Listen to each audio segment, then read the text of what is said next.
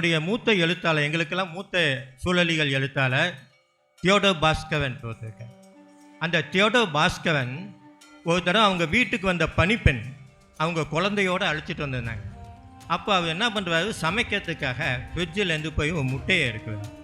முட்டையை எடுக்க போகும்போது அப்போ இருக்க ஒரு ஆசை, எல்லா சூழலியலாளர்களுக்கும் உள்ள ஒரு ஆசை. என்ன சொல்கிறாரு, இந்த முட்டையை வச்சு இந்த குழந்தைக்கு, இந்த பாப்பாவுக்கு ஒரு சூழலியலை சொல்லி கொடுத்துட முடியுமோ? இப்போ நம்ம அதுக்கிட்ட ஒரு கேள்வி கேட்போம். என்ன கேட்போம் அப்படின்னா, இந்த முட்டையிலேருந்து என்னம்மா கிடைக்கும் அப்படின்னு கேட்டால் அது குஞ்சு கிடைக்கும் அப்படின்னு சொல்லும். அப்போ குஞ்சு வளர்ந்து என்ன ஆகும், கோழி ஆகும். கோழி எங்கேருந்து வருது? அப்போ கோழி ஒரு பறவைனால் மற்ற பறவைகள் இப்படி எல்லா பறவைகளையும் இணைச்சி நாம் அந்த குழந்தைக்கு ஒரு சூழலியல் பாடத்தை சொல்லி கொடுத்துடுவாங்க நோக்கத்தில்.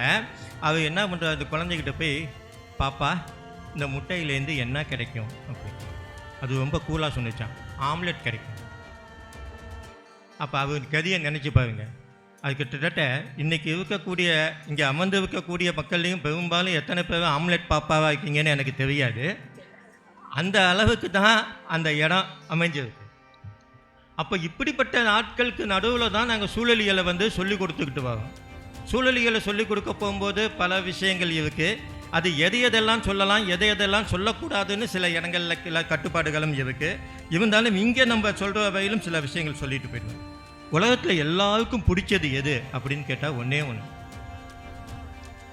சாப்பாடு. அதை நான் சொல்லலை. உலகத்தில் எல்லாருக்கும் ரொம்ப பிடிச்சது உயிர். யாருக்குமே சாகுவதுன்னா பிடிக்காது, புரியுதுங்களா? எல்லாருக்குமே உயிர் வாழ்ந்துக்கிட்டே இருக்கணுங்கிறது தான் ஆசை. அந்த உயிர் வாழ்கிறதுக்கு பார்த்தீங்களா, அதுக்கு என்ன வேணால் செய்வாங்க. இந்த உயிர் வாழ்கிறது, மரணம் என்ற ஒரு சொல்லை வைத்து கொண்டு தான் இந்த உலகத்தில் 2 பிஸ்னஸ் நல்லா நடந்துக்கிட்டு இருக்கு. ஒன்று ஆன்மீக பிஸ்னஸ், செத்து போயிடுவோம்னா முதல்ல யார்கிட்ட போய் வேண்டுவோம், கடவுள்கிட்ட. ஸோ அந்த பிஸ்னஸ் ஒரு பக்கம் நடக்குது. இன்னொரு பிஸ்னஸ் இன்சூரன்ஸ் கம்பெனி. இந்த மரணம் மட்டும் இல்லைன்னா இந்த 2 பிஸ்னஸும் உலகத்தில் நடக்கவே நடக்காது. அந்த அளவுக்கு நமக்கு என்ன ஆகுதுன்னா, உயிர் மேலே அவ்வளோ பெரிய பற்று. இந்த பற்றுங்கிறது உண்மையிலே இந்த உலகத்தில் இந்த உயிர் மேலே எவ்வளோ ஆசைங்கிறதுக்கு ஒரு சம்பவம் நடந்துச்சு. ஒரு 12 வருஷத்துக்கு முன்னால் நினைக்கிறேன். அநேகமாக நீங்களாம் கொஞ்சம் சின்ன பிள்ளையாக இருந்திருக்கலாம். 2012ஆம் ஆண்டு டிசம்பர் மாதம் 21ஆம் நாள், நிறைய பேருக்கு ஞாபகம் இருக்குது. அன்றைக்கி தான் உலகம் அழியப்போகுதுன்னு சொல்ல நாள். அதாவது மாயன் அப்படிங்கிற பழங்குடிகளோட காலண்டரில் பல தொன்மை காலத்துலேருந்து எல்லா நாளும் குவிக்கப்பட்டு வந்துச்சான். அந்த குவிக்கப்பட்டு வந்தப்போ அந்த நாள் கட்டியில் பார்க்க போகும்போது திடீர்னு ஒரு நாளோட அந்த இடம் நின்று போயிடுச்சு. நின்று போயிருந்தவொன்னே இவங்க யோசிக்குவாங்க, அப்போ அன்னையோட என்ன ஆயிடுச்சுன்னு கேட்டிங்கன்னா, அந்த உலகம் அழிய போகுதுன்னு நினச்சாங்க. அந்த சமயத்தில் பார்த்தீங்கன்னா இந்த மீடியாக்காரங்களுக்கெல்லாம் வேறு விஷயம் கிடைக்கல, எந்த நடிகையும் கல்யாணம் பண்ணலை, அதனால் ஒன்றும் நியூஸ் கிடைக்கலன்னு சொல்லிட்டு இந்த நியூஸை பிரபலமாக்கிட்டாங்க. என்னன்னா, இதோ லைவில் கொடுக்கும், இதோ அழிய போகிறது, நாளை அழிய போகிறது. அந்த 21ஆம் நாள் கவுண்ட் டவுன் மாதிரி நெருங்கிட்டே அந்த டிசம்பர் 21ஆம் நாள் வந்தோடனே எல்லாருக்கும் திகிலாயிடுச்சு. எல்லாரும் என்ன பண்ணுறாங்க, டிவிக்கு முன்னால் உட்காந்துருக்காங்க. டிவிக்கு முன்னால் உட்காந்துக்கிட்டு, அதாவது பாருங்கள், உலகம் அழிய போகுது, அது எந்த இடத்துலேருந்து அழிய போகுதுன்னு யாருக்கும் தெரியாது. அதை தெரிஞ்சுக்கணும். ஒருவேளை நம்ம ஊர்லேருந்து அழிய ஆரம்பிச்சிடுச்சுன்னா என்ன பண்ணுற பயம், அதையும் பார்க்கணுங்கிறதுக்காக இவங்க எங்கே போய் உட்காந்துக்கிட்டு பார்க்குவாங்கன்னு கேட்டிங்கன்னா, அந்த தொலைக்காட்சிக்கு முன்னால் உட்காந்துருக்காங்க. நம்ம ஆளுக்கு செத்தாலும் லைவாக பார்த்துக்கிட்டே சாகும். அப்போ அவங்க தொலைக்காட்சியில் உட்காந்து பார்த்துட்டு இருக்காங்க. காலையிலையாச்சு, மாலையிலாச்சு, நைட்டு வேவாயிடுச்சு. ஒருவேளை ராத்திரி 12 மணிக்கு தானே நாள் முடியும், அப்போ அழியுமோன்னு நினச்சிக்கிட்டு அது வகையிலும் கூட கண்ணை முழிச்சிக்கிட்டு பார்த்த ஆட்கள் இருந்தாங்க. 12 மணிக்கு மேலேயும் அழியலை, தூக்கம் சொக்கி தூங்கி போயிட்டாங்க. காலையில் எழுந்துச்சு பார்த்தா எப்போதும் போல் உலகம் விடிஞ்சிருச்சு, நம்மளுக்கு உயிருக்கு ஒரு ஆபத்தும் இல்லைன்னு எல்லாம் சந்தோஷமாக எழுந்துச்சு. இப்போ சொன்னீங்க இல்லையா, பிடிச்ச சாப்பாட்டை தின்னுட்டு அவங்கவுங்க வேலையை பார்க்க கிளம்பிட்டாங்க. அப்போது உலகத்தில் நம்மளுக்கு எல்லாம் உலகம் அழிய போகுதுன்னா நம்மளுக்குள்ள என்ன கற்பனைனா, மனிதர்கள் அழிஞ்சால் அந்த உலகமும் சேர்ந்து அவங்களோட அழிஞ்சு போயிடும். இப்போ சினிமாவிலலாம் காமிப்பாங்க, இங்கிலீஷ் படம் எங்கேயாச்சும் பார்த்தீங்கன்னா திடீர்னு பூமியை வெண்டா பொழந்துக்கும், இல்லைன்னா கடல் பொங்கி ஊருக்குள்ளே போகும், இல்லைன்னா எங்கே பார்த்தாலும் வெடிச்சு நெருப்பாக இருக்கும், எல்லாம் உலகமே காலி ஆகிடும். ஏன்னா மனிதர்கள் செத்தால் உலகமும் அழிந்துவிடும். அதே சமயத்தில் அந்த காலண்டர் உள்ள அந்த மாயன் சமூக தொழுங்குடி மக்கள்கிட்ட போய் அங்கே இருக்கக்கூடிய ஒரு வயசான அம்மாட்ட ஒரு ஊடகக்குழு பேட்டி காண போடுச்சு. பேட்டி காண போனப்போ அவங்கள்ட்ட போய் கேட்குறாங்க, ஆமாம் இந்த உலகம் அழிய போகுதுன்னு சொல்கிறாங்களே, அது நிஜமா? அந்த அம்மா ரொம்ப எளிமையாக ஒரு உண்மையை சொன்னாங்க. என்னன்னு சொன்னால், உலகெல்லாம் அழியாது கண்ணு, பச்சை மாமா. அவங்க பூமி தாயை பச்சை மாமான்னு குறிப்பிடுவாங்க. இந்த பச்சை மாமா ஒரு இந்த மனுஷங்களை வேண்டாம்னு நினச்சா அந்த ஒட்டுண்ணிங்களை உதவ மாதிரி உதவிட்டு போயிடுவா. அது எப்பவும் போல் நல்லா தான் இருக்கும், இந்த மனுஷ ஜாதி தான் அழிஞ்சு போயிடும்னு சொன்னாங்களாம். அப்போது அந்த எளிய பழங்குடி தாய்க்கு தெரிந்த உண்மை நம்ம படித்த நம்மளை போன்ற மக்களுக்கெல்லாம் தெரியவதில்லை. அப்போ இந்த இடத்துல பார்த்தீங்கன்னா நாம் முழுக்க இயற்கை என்பது ஏன் இந்த பயம் வருது அப்படின்னு கேட்டிங்கன்னா, இந்த இயற்கை முழுவதையும் நாம் என்றைக்கும் விற்றுக்கொண்டே இருக்கிறோம். அதுதான் விற்பனைக்கல்ல. இந்த உலகத்தில் இந்த நிமிஷம் முதற்கொண்டு இப்போவும் பார்த்தா கூட உலகத்தில் ஏதோ ஒரு காடு விற்கப்பட்டு கொண்டு விற்கிறது, ஏதோ ஒரு மலைப்பகுதி விற்கப்பட்டு கொண்டு விற்கிறது, கடல் விற்கப்படுகிறது, காற்று விற்கப்படுகிறது, தண்ணீர் விற்கப்படுகிறது. ஆக இயற்கையின் துகள்கள் எல்லாம் விற்குது. இன்னும் அமேசானில் மட்டும்தான் அது கிடைக்கல. அந்த வகையில் எல்லாத்தையுமே இப்போதைக்கு விற்றுக்கிட்டு இருக்கும். அப்போ அந்த விற்றுக்கிட்டு இருக்கிற பலன் என்ன அப்படின்னு சொன்னால், இதெல்லாம் விற்கிறதுனால தான் நம்மளுக்கு பல வசதிகள் கிடைக்கிதுன்னு நாம் நினச்சிக்கலாம், உண்மை. ஆனால் இந்த வசதி எவ்வளோ தூரத்துக்கு போய் நிற்குங்கிறது தான் இருக்குது. இப்போ ஒன்றும் இல்லை, ஒரு சின்ன கையில் எல்லாருக்கும் பிடிச்ச விஷயம் தான் செல்ஃபோன் எடுத்து திடீர்னு ஹேங் ஆகிடும். ஹேங் ஆனால் என்ன பண்ணுவான், உடனே ரீபூட் பண்ணுறோம். ரீபூட் பண்ண போகும்போது திரும்ப ரீபூட் பண்ணிவிட்டு திரும்ப ஆன் பண்ண போகும்போது அதில் சில ஃபைல் மிஸ் ஆகிடும். நம்ம இயற்கைங்கிறதும் அந்த மாதிரியான ஒரு செல்ஃபோன். அந்த செல்ஃபோனில் ஏதாவது ஹேங் ஆச்சுன்னா உடனே வைரஸ் தாக்கிடுச்சின்னு சொன்னால் என்ன பண்ணுவோம், ரீபூட் பண்ண போகும்போது அந்த இயற்கை சில உயிரினங்களை, சில ஃபைல்களை நீக்கிவிடும். இப்படி தான் 6 கோடி ஆண்டுகளுக்கு முன்னால், 6 கோடி வருஷத்துக்கு முன்னால் இந்த உலகத்தில் வாழ்ந்து கொண்டு வந்த உயிரினத்தை அது நீக்கியது. அந்த உயிரினம் எது? டைனோசர். இன்றைக்கி டைனோசர் உலகத்தில் இருக்கா? இல்லை. எங்கேயாவது கிடைச்சாலும் அது வெறும் ஃபாசிலாகத்தான் கிடைக்கிறது. இத்தனைக்கும் அந்த டைனோசர் இந்த உலகத்தில் வாழ்ந்த காலம் என்பது 13 கோடி ஆண்டுகள். ஆனால் இந்த மனித இனம் தோன்றி வெறும் 5 லட்சம் ஆண்டுகளே ஆகின்றன என்கிற போது 13 கோடி காலம் வாழ்ந்த அந்த ஃபைலை நீக்கிய இயற்கை இந்த 5 லட்சம் ஆண்டு காலமான அந்த மனித இனத்தை நீக்க யோசிக்குமா? நிச்சயமாக யோசிக்காது. அந்த இடத்துல தான் நாம் என்ன பண்ணுறோம், யோசிக்கணும். திரும்ப எல்லாத்தையும் விற்றுக்கிட்டு இருந்துச்சுன்னா நம்ம ஒன்றும் பண்ண போவதில்லை. எல்லாத்தையும் விற்று கொண்டு இருக்கிற இயற்கை ஒரு நிமிஷம் வரையிலும் பொறுத்து பார்த்து கடைசியில் ஹோல்சேலை நம்ம விற்றுட்டு போயிடும். அதுதான் நடக்குது. இப்போ காற்று, அது பாருங்கள், இந்த மனிதர்கள் வாழ்வதற்கென்ற சில விஷயங்களை இயற்கை செய்து வைத்திருக்கிறது. இப்போ மூச்சு காற்று இருக்குது. மூச்சு காற்றில் மெயினாக என்ன இருக்குது? ஆக்சிஜனுக்கு. மொத்த காற்றுல ஆக்சிஜனுடைய பங்கு எவ்வளவுனா 70 துல்லியமாக சொல்லணும்னா 70.95 விழுக்காடு. இந்த 70.95 விழுக்காடுல இப்போ உதாரணத்துக்கு நீங்கள் அடுப்பை பற்ற வச்சு சமையல் செய்யணும் அப்படின்னு அடுப்பை பற்ற வைக்கணும்னா குறைஞ்சது 12 விழுக்காடு ஆக்சிஜன் காற்றுல இருக்கணும். அதுக்கு கீழே போச்சுன்னா நம்மளால் சமைக்க முடியாது. அப்போ அதுக்கு மேலே போச்சுன்னா ஒருவேளை இந்த உலக காற்று நினச்சி மக்கள் தொகை பெருகிட்டே போகுது, நம்ம ஆக்சிஜனை கொஞ்சம் கூட அளவை கொஞ்சம் கூட கொடுப்போம்னு இந்த 21 விழுக்காட்டுலேருந்து ஒரு 4 விழுக்காடு ஏற்றி 25 விழுக்காடு ஆக்குச்சின்னு வச்சுக்கோங்க. நல்லது தானே நினைப்பீங்க. அதுதான் நாசம். ஏன்னா அந்த விழுக்காட்டில் போணுச்சுன்னா ஒரு சின்ன மின்னல் தாக்குனால் கூட அந்த ஆக்சிஜன் அளவு அந்த அளவுக்கு இருந்தால் திடீர்னு காடு கூட தீப்பற்றி எரிஞ்சிடும். என் வீட்டில் வச்சிருக்க பச்சை காய்கறி கூட பற்றி எரிஞ்சிடும். அப்போது இந்த ஆக்சிஜனை கூட்டாமலும் குறைக்காமலும் வச்சு ஒரு பேலன்ஸ் பண்ணிக்கிட்டு இருக்கிற இயற்கையை தான் நாம் என்ன செய்து கொண்டு வைக்கிறோம், விற்பனை செய்து கொண்டு வைக்கிறோம். சரி, உயிர் வாழ்வதற்கு ஒரு பக்கம் மூச்சு அவசியம்னா இன்னொரு பக்கம் தண்ணீர். தண்ணீருடைய பண்பு வேதியியல் மாணவர்கள் தான் நல்லா தெரியும். தண்ணீருங்கிறது என்ன? ஹைட்ரஜன் அணுக்களும் ஆக்சிஜன் அணுவும் சேர்ந்த ஒரு சேர்மம். அந்த ஹைட்ரஜன் அணுவும் அந்த ஹைட்ரஜனும் ஆக்சிஜனுடைய இயல்பான குணம்னா அவை எளிதில் தீப்பற்றக்கூடிய தனிமங்கள். நல்லா சமைச்சிங்க. அது தனித்தனியாக இருந்துச்சுன்னா எளிதில் தீப்பற்றக்கூடிய தனிமங்கள். ஆனால் இயற்கை ஒவ்வொன்றையும் ஒன்றாக சேர்த்து இணைத்து அந்த தீயையை அணைக்கக்கூடிய தண்ணீராக மாற்றி வைக்கிறது. இப்போ ஒன்றும் இல்லை, ரொம்ப தாங்க முடியல, ஒரு ஃபைல் கரெக்ட் ஆகுதுன்னு சொல்லிட்டு அந்த இயற்கை என்ன பண்ணுது, வேண்டவே வேண்டாம், இந்த ஹைட்ரஜனையும் இந்த ஆக்சிஜனையும் சேராமல் தடுத்து வைப்போம் அப்படின்னு முடிவு பண்ணிச்சுன்னா நம்மளுடைய கதி என்ன? நம்ம கதி மட்டும் இல்லை, இந்த உலகத்தினுடைய கதி என்ன? ஏன்னா தண்ணீர் இருப்பதால் மட்டும்தான் இந்த கோலம் உயிர்கோலம் என்று வழங்கப்படுகிறது. அத்தகைய கருணையுள்ள இயற்கையை தான் நாம் விற்று கொண்டு வைக்கணும். இப்போ ஒரு சின்ன விற்கிறதுன்னு சொன்னால் எப்படின்னு சொன்னால், எல்லாம் வெற்றி பண்ண நம்ம கொடுக்கப்பட்ட நேரத்துக்குள்ளே சொல்லணுமா ஏதாவது ஒரு எடுத்துக்காட்டை தான் சொல்ல முடியும். அந்த வகையில் நான் காடுகளை எடுத்துக்குவேன்.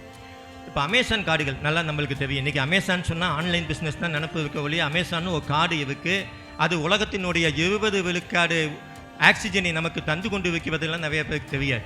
அந்த அமேசான் காட்டில் நிறைய அழிச்சுக்கிட்டு இருக்காங்க. எதை அழிச்சிட்டு இருக்காங்க? அமேசான் காட்டைகளில் நாம் சுவாசிக்கக்கூடிய ஆக்சிஜனின் அளவை குறைத்து கொண்டே வைக்கிறார்கள். அந்த அமேசான் காட்டில் ஒரு இடத்துல திடீர்னு பார்த்தீங்கன்னா ஒரு பெரிய பல ஏக்கர் கணக்கில் காட்டை அழிச்சாங்க. எதுக்கையா அழிக்குவீங்கன்னு கிட்டக்கு போய் கேட்டாங்க. சொன்னாங்க, இங்கே ஒரு தொழிற்சாலை கட்ட போகிறோம். தொழிற்சாலைனே தான் வளர்ச்சி ஆச்சு இல்லையா, நம்ம கேள்வி கேட்கக்கூடாது. ஓகே கட்டுங்க அப்படின்னு. ஆனால் தொழிற்சாலையும் கட்டி முடிச்சானுங்க. கட்டி முடிச்சதுக்கு அப்புறம் தினமும் அந்த தொழிற்சாலை சுற்றி உள்ள காட்டிலேருந்து ஒரு நாளைக்கு 2 டன் மரத்தை வெட்ட ஆரம்பித்தாங்க. இப்போ தொழிற்சாலை கட்டணும்னு சொன்னீங்க, அதுதான் காட்டை விட்டுட்டீங்க. அப்போ எதுக்கு திரும்ப வந்து இதை மாதிரி திரும்பவும் இதை கட்டிட்டு இருக்கீங்கன்னு கேட்க போகும்போது அவங்க சொன்னாங்க, இல்லை தொழிற்சாலை இயக்கிறதுக்கு மின்சாரம் வேண்டும்ல, அந்த மின்சாரத்துக்கு வந்து பாய்லர் வேண்டும். பாய்லரை எரிக்கணும்னா இந்த மரக்கவி வேணும். அந்த மரக்கவியை அந்த மரத்தை வெட்டி தயார் பண்ணுறோம் அப்படின்னாங்க. அப்போ ஒரு நாளைக்கு 2 டன் மரம் சொன்னால் ஒரு மாதத்துக்கு ஒரு ஆண்டுக்கு அந்த தொழிற்சாலை இயங்க போகும் மொத்த காலத்துக்கும் எத்தனை ஏக்கர் காடுகள் அழிக்கப்படும் அப்படின்னு ஒரு சின்ன கற்பனை பண்ணிப்பாங்க. சரி, இந்த காட்டை அழித்து அதில் எந்தெந்த ஒரு தொழிற்சாலையில் என்ன தான் உற்பத்தி பண்ணுறாங்கன்னு கேட்டால், நாங்கள் ஸ்டீல் பிளேட் தயார் பண்ணுறோம். ஸ்டீல் பிளேட்டை என்ன பண்ணுவீங்க? நாங்கள் ஜப்பானுக்கு ஏற்றுமதி பண்ணுவோம். ஜப்பானில் அதை வச்சுக்கிட்டு என்ன பண்ணுவாங்க? கார் தயாரிப்பாங்க. அந்த காரை இறக்குமதி பண்ணி நீ நல்லா சொகுசாக ஓட்டலாம் அப்படின்னு. கார் என்ன தரும்? கார்பன் மோனாக்சைடு தரும். காடு என்ன பண்ணுது? உலகத்தில் எக்ஸஸாக இருக்கக்கூடிய அத்தனை கார்பனையும் உறிஞ்சி தனக்குள்ளே வைத்து கொண்டு ஆக்சிஜனை வெளியிட்டு மனித குலத்தை காப்பாற்றி கொண்டு வருகிறது. நாம் என்ன செய்வோம்? அந்த ஆக்சிஜனை அழிச்சிட்டு திரும்ப கார்பனை பெருக்கிட்டு இருக்கோமே. இதுக்கு அந்த பருத்தி மூட்டை குடோன்லேயே வந்துருக்கலாம்ல. அப்போ இந்த மாதிரியான சில விஷயங்கள் ப்ராசஸ் தொடர்ந்துச்சு. காடுகள் அழிக்கிறதுனா மட்டும் உடனே ஓகே பொருளாதாரம் நம்மளாம் நல்லா இருந்துடுவோமா அப்படின்னு கேட்டால் இல்லை. இப்போது 1% மழைக்காடு அழிக்கப்பட்டால் நாட்டுக்குள் 8% கொசுக்கள் பெருகும். கொசு பெருகுனா என்ன பண்ணும்? ஊருக்குள்ளே வரும். எங்கே அது வசிக்கிறதுக்கு இடம் கிடையாது. காட்டில் இருக்க கொசுவை அழிச்சிங்கன்னா, இடத்த அழிச்சிங்கன்னா அது கிளம்பி வீட்டுக்குள்ளே வருது. வீட்டுக்குள்ளே போகும்போது என்ன பண்ணும்? இங்கே ஏற்கனவே காடு அழிக்கப்பட்டதுனால கார்பன் அதிகமாகுது. அதனால் புவி வெப்பமாதல் அதிகமாகுது. புவி வெப்பமாதல்னால் இன்றைக்கி இருக்கக்கூடிய காலநிலை மாற்றம் இங்கே மிகப்பெரிய மோசமான நிலைமைக்கு நம்மளை கொண்டு வந்து விட்டுருக்கு. அப்போ அந்த சமயத்தில் கார்பன் அதிகமாக போகும்போது, புவி சூடாக போகும்போது கொசுவுக்கு பசிக்கும். பசிச்சா அதுக்கு என்ன செய்யும்? புரோட்டீன் வேணும். புரோட்டீன் எங்கே இருக்குது? ஈஸியாக கிடைக்கும். நம்மளாம் நடமாடும் பிளட் பேங்க் நாம தான் இருக்கோம் இல்லையா, அதில் வந்து ஈஸியாக அது சாப்பிட்டுக்குது. ஆனால் கொசு ரொம்ப நன்றியுள்ள ஒரு உயிரினம். நம்ம இப்போ இவங்கள்ட்டேருந்து இந்த பிளட்டை உறிஞ்சிட்டோமே, சும்மா போகக்கூடாதுன்னு அது என்ன பண்ணுது? மலேரியாவை பரப்பக்கூடிய கிருமிகளை கொடுத்து விட்டு செல்கிறது. இன்றைக்கு உலகத்திலேயே அதிகமான மரணம் ஏற்படுவது போவிலோ அல்லது ஆக்சிடென்டிலோ அல்ல, கொசுக்களினால் பரவும் வியாதிகளை வைத்துக்கொண்டு தான் உலகிலேயே ஆண்டுதோறும் அதிக மரணம் வருகிறது. இதை யார் விலை கொடுத்து வாங்கினது? நாம தான். சரி, அதை மட்டுமா கிடையாது. இப்போ கோவிட்-19 வந்து நம்மளை மிரட்டுச்சு. கோவிட்-19 வந்து மிரட்ட போகும்போது நம்மளுக்கு என்ன தோணுச்சு? அது நீங்கள் கேள்விப்பட்டிருப்பீங்க, எங்கேருந்து வந்துச்சு? வவ்வால்லேருந்து வந்துச்சு, ஏதோ இதுலேருந்து வந்துச்சு, அலங்குலேருந்து வந்துச்சுன்னெலாம் சொல்லிக்கிட்டாங்க. எதுலேயோ ஒன்றுலேருந்து வந்திருக்கு. இன்றைக்கும் தோழர்களே, இன்றைக்கும் பார்த்திங்கன்னா இந்த காட்டுக்குள்ள மனிதர்களை பாதிக்கக்கூடிய அத்தனை கிருமிகளையும் சுமந்து கொண்டு அத்தனை உயிரினங்களும் வாழ்ந்து கொண்டு இருக்க வேண்டும். அந்த காட்டை நீங்கள் அழிக்க அது இடம் இல்லாமல் எப்படி கொசு குடிபெயர்ந்து நாட்டுக்குள் வந்ததோ அதே போல் அதுவும் இடம் பெயர்ந்து நாட்டுக்குள் வந்து கொண்டு இருக்கின்றது. அந்த வகையில் இன்றைக்கி உலகத்தில் வந்து உயிரினங்கள் மற்ற காட்டு உயிர்களுடைய உடம்புல 17 லட்சம் வகை வைரஸ்கள் வாழ்ந்து கொண்டிருக்க வகை 10 லட்சம் எண்ணிக்கையில் 17 லட்சம் வகை வைரஸ்கள் வாழ்ந்து கொண்டிருக்கின்றன. அவற்றில் பாதி அளவு கோவிட்-19 போல மிக மோசமான மனித உயிருக்கு ஆபத்தை ஏற்படுத்தக்கூடிய வைரஸ்.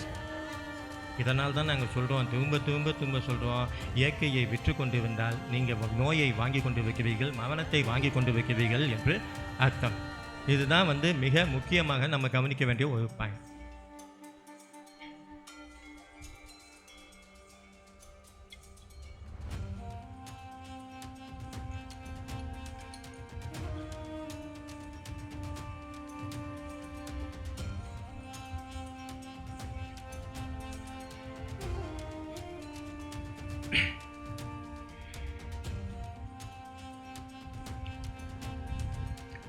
இப்படியெல்லாம் மேடையில் பேசிக்கிட்டு வர்றதுனால எங்களுக்கு ரொம்ப நல்ல பேர்.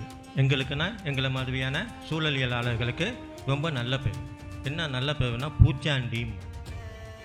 ஆமாம், ஏன்னா போகிற இடம் பூரா பயமுறுத்திக்கிட்டே வரும். உண்மையில் யோசிப்போன்னா பின்னாடி வரப்போகிற தலைமுறை, நமக்கு அடுத்து வாழப்போகிற தலைமுறை கவலையில் இருக்கேங்கிற ஒரே கவலையில் தான் நாங்கள் இதெல்லாம் சொல்லிக்கிட்டு வரோம் ஒழிய இதெல்லாம் பயமுறுத்தணுங்கிறதுலாம் எங்களுக்கு நோக்கமே கிடையாது. கடைசியில் என்ன ஆகுது, அந்த காலத்தில் 16 வயது நிலைன்னு ஒரு படம் வந்துச்சு. சப்பானி, மயில், கமலஹாசனும் ஸ்ரீதேவியும் நடிச்சிருப்பாங்க.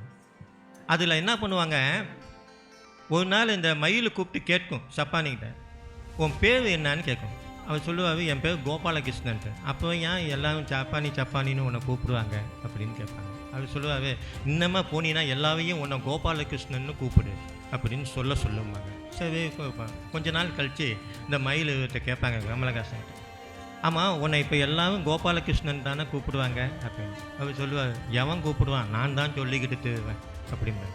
அந்த கோபாலகிருஷ்ணன் வேறு யாரும் இல்லை, எங்களை போன்ற சூழலியலாளர். நாங்கள் அப்படியே தான் பூச்சாண்டி சொல்லிட்டு வாங்க, சூழலாம் திரும்பவும் பார்த்தீங்கன்னா அந்த பச்சை ஏதோ ஜோசியன்னு சொல்கிறவன் கிளி ஜோசியன்னு சொல்கிற லெவலுக்கு எங்களை இறக்கி வச்சுருக்காங்க. அதை பற்றி நம்ம கவலை இல்லை, நம்ம சூது வசங்க ஊதிக்கிட்டே இருப்போம் அப்படிங்கிற நோக்கத்தில் தான் இதெல்லாம் நாங்கள் சொல்லிக்கிட்டு இருக்கோம். இப்போது நம்மளை மிரட்டக்கூடிய, அதாவது இது பெரிய சப்ஜெக்ட்டு, அதனால் கொடுத்து வைக்கிற நேரத்தில் இதை பேச முடியாதுங்கிறதுனால ஒரு சுருக்கமாக சொல்லிடுவேன். இந்த காலநிலை மாற்றம் சொல்கிறாங்களே, அது என்ன தெரியுமா? ஒன்றும் கிடையாது. ஒரு 6 கோடி வருஷத்துக்கு முன்னாடி இந்த உலகத்தில் ஆக்சிஜன் ரொம்ப கம்மி, கார்பன் தான் அதிகமாக இருந்துச்சு. அப்போ கார்பன் அதிகமாக இருக்க போகும்போது நம்மளை மாதிரியான பாலூட்டிகள் கிடையாது. அந்த காலத்தில் கார்போனிஃபெரஸ்ங்கிற ஒரு காடு தான் இந்த உலகம் முழுக்க இருந்துச்சு. இயற்கை ஏதோ சின்ன கணக்கு போட்டுச்சு, வேண்டாம் இந்த கார்பனை குறைச்சிட்டு ஆக்சிஜனை அதிகமாக்குவோம், அப்போ இந்த பாலூட்டிகள் மற்ற உயிரினங்கள்லாம் இந்த உலகத்தில் வாழும்னு சொல்லிவிட்டு இந்த கார்பனை குறைக்கிறதுக்காக என்ன பண்ணுச்சுன்னா, அந்த கார்போனிஃபெரஸ் காடுகள் அத்தனையும் அழித்து அமுழ்த்து நிலத்துக்குள் மூழ்க செய்து மக்கச் செய்தது. அப்படி மக்கிய அந்த கார்போனிஃபெரஸ் காடுகள் தான் இன்றைக்கு நிலக்கரியாகவும் பெட்ரோலியமாகவும் நமக்கு கிடைத்து கொண்டிருக்கிறது. அதுக்கு பின்னாடி தான் இந்த உலகத்தில் ஆக்சிஜன் பெருகியது, ஒவ்வொரு உயிரினங்களாக வந்து வாழத் தொடங்கியது, அதில் நம்மளும் அடக்கம். இப்போ நாம் என்ன செய்வோம்னு சொன்னால், அந்த இயற்கை புதைத்து வைத்த கார்பனை திரும்பவும் என்ன பண்ணுறோம், தோண்டி வெளியில் எடுத்துக்கிட்டு இருக்கோம். அதாவது வேணாம்னு புதைச்சி வச்ச ஒன்றை திரும்ப தோண்டி வெளியில் எடுத்துக்கிட்டு இருக்கோம். இது எந்த வேகத்தில் நடக்குதுன்னு சொன்னால், இயற்கை அந்த ப்ராசஸை செஞ்சு முடிக்க எடுத்துக்கொண்ட ஆண்டுகள் 6 கோடி ஆண்டுகள். ஆனால் கடந்த 400 ஆண்டுகளாக மனிதர்கள் அதை வேகமாக எடுக்கிறார்கள். அந்த 6 கோடி ஆண்டோட இந்த 400 வருஷத்தை வகுத்து பார்த்தீங்கன்னா 1.5 லட்சம் மடங்கு வேகத்தில் நாம் கார்பனை வெளியே எடுத்துக்கொண்டு இருக்கிறோம். இதுதான் நம்மளுக்குள்ள ஒரு மிகப்பெரிய சிக்கல். அப்போது இந்த கார்பனை குறைக்கணும், இதுதான் உலகம் ஒரே நோக்கம். என்னன்னு சொன்னால், எங்களுக்கெல்லாம் இந்த கார்பனை குறைக்கணும் அப்படிங்கிறது மட்டும்தான் நோக்கம். அந்த கார்பனை குறைச்சதுங்கிறது எதுக்காக இல்லை, இந்த மனிதனை வாழ்வதற்கு, இந்த புவி வாழ்வதற்கு. புவி வாழ்ந்துடும், ஏன்னா இந்த ஆக்சிஜனே இல்லாமல் வெறும் கார்பனை மட்டும் வச்சுக்கிட்டு இந்த புவி வாழ்ந்துருக்கு. ஆனால் நாமளும் வாழணும் அப்படிங்கிறது தான். இதை சொல்ல போகும்போது நிறைய தடைகள். இது இப்போ என்ன மெயின் தடை அப்படின்னு கேட்டிங்கன்னா, இதுக்கு மிக எளிய காரணங்கள் தாங்க. ஒன்று, தேவையற்ற மிகை உற்பத்தி, இன்னொன்று தேவையற்ற மிகை நுகர்வு. இது ரெண்டுக்கும் பேலன்ஸ் இல்லாமல் போயிட்டு இருக்கு. ஒரு விஷயத்தை தேவையில்லாமல் வாங்கி குவிக்குவோம், அது ஒரு காரணம். ஏன் தேவையில்லாமல் வாங்கி குவிக்குவோம்னு சொன்னால், தேவைக்கு அதிகமாக உற்பத்தி பண்ணி வைக்கிறாங்க, அதனால் வாங்கி நாம் குவிச்சுக்கிட்டு இருக்கோம். இந்த இடம் மட்டும்தான் நம்ம யோசிக்க வேண்டிய இடம். அப்போ இதுக்கு என்ன காரணம்னு சொன்னால், நாங்கள் இந்த சப்ஜெக்ட்லாம் மீறி பேசணும்னு சொன்னால் முதலாளித்துவம் தான் காரணம். ஏனென்றால் அமெரிக்காவில் உள்ள பெண் எழுத்தாளர், சூழலியல் பெண் எழுத்தாளர் நவோமி கிளைன் என்பவர் மிக அழகாக சொன்னார், climate change is nothing but a war between capitalism and our planet. நமது கோலத்துக்கும் முதலாளித்துவத்துக்கும் இடையிலான யுத்தம் அப்படின்னார். அப்போது முதலாளித்துவமானது தன்னுடைய இலக்கை நிறைவேற்றிக்கொள்ள, தன்னுடைய லாப வெறியை அதிகரித்து கொள்ள தொடர்ந்து உலகத்தை அழித்து விற்பனை செய்து கொண்டே வருகிறது. அந்த விற்பனையின் விளைவாக நாம் இன்றைக்கு கார்பன் அதிகரிப்பு, காலநிலை மாற்றம், திடீர் மழை, திடீர் வெள்ளம், திடீர் இந்த மாதிரியான வறட்சி, இந்த வருஷம் வெயில் அதிகமாகும். ஏன்னா சூப்பர் எல்னினோ ஆண்டுன்னு சொல்கிறாங்க. இந்த சூப்பர் எல்னினோ ஆண்டுங்கிறதுனால இந்த ஆண்டு மிக அதிகமாக இருக்க போகிறது என்று சொல்லுகிறோம். அப்போ இது தொடர்ச்சியாக வரப்போகிறது. இந்த மாதிரி ஏசி இல்லாமல் வீட்டில் இருக்கவே முடியாதுங்கிற சூழல்லாம் எதிர்காலத்தில் ஏற்பட போகுது. ஆனால் அந்த ஏசி ஓடுவதற்கு மின்சாரம் வேணும், மின்சாரம் ஓடுவதற்கு திரும்பவும் நிலக்கரியும் பெட்ரோலியமும் தேவைப்படுகிறது. அப்போ திரும்பவும் அதிகமாக தோண்டி இருக்கும். நாம் இந்த சூழலில் சிக்கி கொண்டு விட்டோம். இந்த சூழலிலிருந்து நாம் மீள்வது எப்படி என்பது தான் நமக்கு முன்னே உள்ள விஷயம். இது ஒரு தீர்வு நோக்கி நாம் செல்ல வேண்டிய நேரம் இருக்கிறது. இது கூட பரவாயில்ல, தீர்வை அறிவியல் பூர்வமாக விளக்கிட்டு இருக்கும்போது இடையில குறுக்கு மறுக்க ஒரு கூட்டம் ஓடிக்கிட்டு இருக்குது. அந்த கூட்டத்தோட தொல்லை தான் எங்களுக்கு தாங்க முடியல. ஒரு தடவை ஈரோட்டில் போயிட்டு நான் வந்து பேசிட்டு வந்துட்டேன். பேசிட்டு வந்த உடனே எனக்கு ஒரு ஃபோன் வந்துச்சு. ஃபோன் வந்தோடனே அது சொன்னாவே, ஏன் நீங்கள் காலநிலை மாற்றத்தை பற்றி ரொம்ப கவலைப்பட்டீங்க, அதுக்கு ஒரு எளிமையான தீர்வு இருக்குது, ஆனால் அன்றைக்கி நீங்கள் பேச போகும்போது ஆன்மீகவாதிகள்லாம் கொஞ்சம் புண்படுத்திட்டீங்க, அதுதான் கொஞ்சம் வருத்தமாக இருந்துச்சுன்னு சொன்னாங்க. நான் சொன்னேன், என்னங்க புண்படுத்தணும்னு யோசனை பண்ணி பார்க்கும்போது ஒன்றும் இல்லை. இந்த வாட்ஸ்அப் யூனிவர்சிட்டியில் படித்த ஒரு குரூப் இருக்குது, அது என்ன சொல்லிக்கிட்டு இருக்குன்னா, துளசி செடியிலேருந்து ஓசோன் வந்துக்கிட்டு இருக்குன்னு பரப்பிக்கிட்டு இருக்காங்க. அதை கொஞ்சம் நான் அன்றைக்கி கொஞ்சம் வச்சு வாங்கிட்டு வந்துட்டேன். அந்த வாங்கிட்டு வந்தது மனசுக்குள்ளே வச்சுக்கிட்டு புண்படுத்திட்டேன்னு சொன்னேன். நான் சொன்னேன், அதெல்லாம் முக்கியம் இல்லைங்க, விஷயத்துக்கு வாங்கன்னு சொன்ன போகும்போது அது சொன்னாவே, இப்போ காலநிலை மாற்றம் எதுக்குயா அப்படின்னா, கார்பன் அதிகமானதுனால தான். ஆமாம், அந்த கார்பன் வந்து மனிதனால் தானே அதிகமாச்சு. ஆமாம், ஏன் அதிகமாச்சுன்னு உங்களுக்கு சொன்னேன். அப்போது அதை எளிமையாக கட்டுப்படுத்துறதுக்கு மனிதன்கிட்டே ஒரு தீர்வு இருக்குது, ஆனால் அதை செய்ய மாட்டோம் அப்படின்னு. என்ன சொல்லுங்கள் செய்வோம் அப்படின்னு சொன்னாவே, பிராணாயாமம் பண்ணணும். நான் கேட்டேன், அந்த டபுள் ஸ்ரீ ரவிசங்கர்லாம் கற்றுக் கொடுத்துட்டுருக்காவ அதுவான்னு கேட்டேன். மூச்சு பயிற்சி. அது மூச்சு பயிற்சின்னா எக்ஸசைஸ் மாதிரி போயிடுமையா, இது பிராணாயாமம் அப்படின்னு. சரி சொல்லுங்கள் என்ன செய்வோம். நம்ம மூச்சு இழுக்க போகும்போது அந்த இழுத்து என்ன பண்ணுறோம், மூச்சை வாங்குகிறோம். மூச்சை வாங்கிட்டு உடம்பு எதை எடுத்துக்கும், ஆக்சிஜனை எடுத்துக்கும். எதை வேணான்னு வெளியில் அனுப்புது, கார்பனை வெளியில் அனுப்புது. அப்போது நம்ம அடிக்கடி மூச்சு விட்டுக்கிட்டு இருக்கிறதுனால தான் கார்பன் நிறைய வெளியாகிக்கிட்டு இருக்கு மனுஷனால். அதனால் பிராணாயாமம் பண்ணோம்னா இழுத்து மூச்சை உச்சப்படுத்தி இழுத்து கட்டி திரும்ப உடப்போகும்போது இந்த மூச்சு விடுற எண்ணிக்கை குறையும்யா.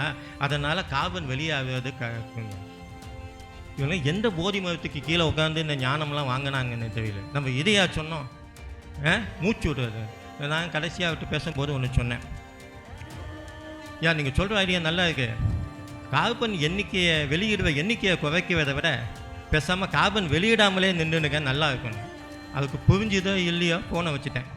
அப்போ இந்த மாதிரி கூட்டத்துலேருந்து நம்ம சமாளித்து வெளியில் வர வேண்டியிருக்கு. அப்போ ரொம்ப தீர்வு எளிமையான தீர்வு மிகை உற்பத்தி. ஏன்னா நம்ம இன்னும் 5 நிமிடம் இருக்கிறதுனால அதுக்குள்ளே முடிச்சுனுங்கிறதுனால இதுதான் விஷயம். ஒரு குறிப்பிட்ட எண்ணிக்கைக்குள்ளே உற்பத்தியை குறைக்கணும். இதை தான் நாங்கள் என்ன சொல்லுவோம்னா, ஒரு காலத்தில் சஸ்டைனபிள் டெவலப்மெண்ட் சொல்லிக்கிட்டு இருந்தோம். இப்போ அதை மாற்றி டீக்ரோத்ங்கிற நிலைமைக்கு வந்துட்டோம். எதுவுமே வளர்ச்சியை வந்து குறைக்கணும், தேவைக்கேற்றபடி கட்டுப்படுத்தணுங்கிறது தான் நோக்கம். ஆனால் அதுக்குள்ளே எளிமையான தீர்வு நாங்கள் இதுதான். ஆனால் இதை விட்டுட்டு இந்த மாதிரி வந்து அவனுக்கு கேட்டேன் காப்பு மாட்டான்னு வருஷம் கூட்டி புதுசு ஐடியா சொல்கிறோம். நான் அந்த ஐடியாவுக்கெல்லாம் பேர் நாங்கள் குறைக்க மாட்டோங்கிறது. இன்னொன்று இந்த மாதிரி பிராணாயாமம் கோஷ்டிங்க, இது ரெண்டுக்கிட்டையும் தப்பிச்சுக்கிட்டு நம்ம வாழ வேண்டியிருக்கு. அதுக்கு ஒரு எளிமையான மாணவர்களுக்கு புரிஞ்ச ஒரு கதையை சொல்லிவிட்டு நான் முடிச்சுக்குவேன். ஒரு கெமிஸ்ட்ரி ப்ரொஃபஸர் கெமிஸ்ட்ரி லேபில் பாடம் நடத்திக்கிட்டாங்க. இங்கே யாரையும் நான் குறிப்பிட்டு சொல்லலை, யார் இருக்கீங்களான்னு தெரியல, நான் எதையாச்சும் சொல்கிறேன்.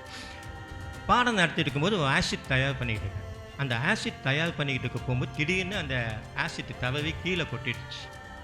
கீழே கொட்டினோன்னா உடனே இந்த ப்ரொஃபஸர் என்ன சொல்கிறார், யாரும் கிட்டக்க போகாதீங்க, தொட்டிங்கன்னா ஒரு ஆபத்தான ஆசிட், அந்த ஆசிட்டை முறியடிக்கிறதுக்கு நம்ம ஒரு சொல்யூஷன் தயார் பண்ணணும், எல்லாம் கிளம்பி கிளாஸ் ரூம் வாங்க அப்படின்னு. ஸோ இன்னும் கிளாஸ் ரூமுக்கு போனோடனே அந்த போர்டில் போய் அந்த ஆசிட்டோட ஃபார்முலாலாம் வச்சு இந்த ஆசிட்டுக்கு வந்து இதை நிற்க செய்யும், இந்த ஆசிட்டை இதை நிற்க செய்யணும், பெரிய டயாகிராம்லாம் போட்டு முடிச்சு கடைசியில் இது சீக்வல்ட்டுன்ட்டு ஒரு ஃபார்முலாவை எடுத்துக்கிட்டு லேபுக்கு மாணவர்களை கூப்பிட்டுட்டு வர்றாரு. வந்து பார்த்தா அந்த ஆசிட்டு கொட்டின இடம் சுத்தமாக இருக்கும். இதுக்கு போய் ஆச்சரியம், எப்படி சுத்தமாச்சுன்னு பார்த்தா அந்த ஆசிட்டு அந்த லேபை வந்து தொடச்சி சுத்தம் பண்ணுற அம்மா ஓரத்தில் நின்றுக்கிட்டு இருந்தாங்க. இது அங்கேருந்து கூப்பிட்டாரு, இது என்ன ஆச்சுன்னு. அந்த அம்மா பயன்ட்டாங்க, ஏதோ தப்பு பண்ணிட்டோம் போல இருக்குன்ட்டு. என்ன இது எப்படி சுத்தமாச்சுன்னு கேட்டார். ஐயா நான் தாங்க சுத்தம் பண்ணேன். நான் ப்ரொஃபஸருக்கு ஆச்சரியம், துள்ளி போய் கேட்டார், என்ன ஃபார்முலா யூஸ் பண்ணேன். அந்த அம்மா எளிமையாக சொன்னாங்களாம், ஒரு பக்கெட் தண்ணியும் விளக்கமாகும். இவ்வளோ தாங்க. இந்த உலகத்தினுடைய அத்தனை சூழல் சிக்கல்களையும் தீர்ப்பதற்கு இந்த அம்மாவை போல எளிமையான பிரச்சனை இருக்கிறது. அந்த எளிமையான பிரச்சனையை கையில் எடுக்காவிட்டால் நாம் இயற்கையை விற்று கொண்டு இருக்கிறோம் என்று நினைக்கிறோமே, அது உண்மையல்ல. இயற்கை நம்மை ஹோல்சேலில் விற்றுவிட்டு போய்விடும் என்பதை கூறிக்கொண்டு வாய்ப்புக்கு நன்றி கூறி விடைபெறுகிறேன். வணக்கம்.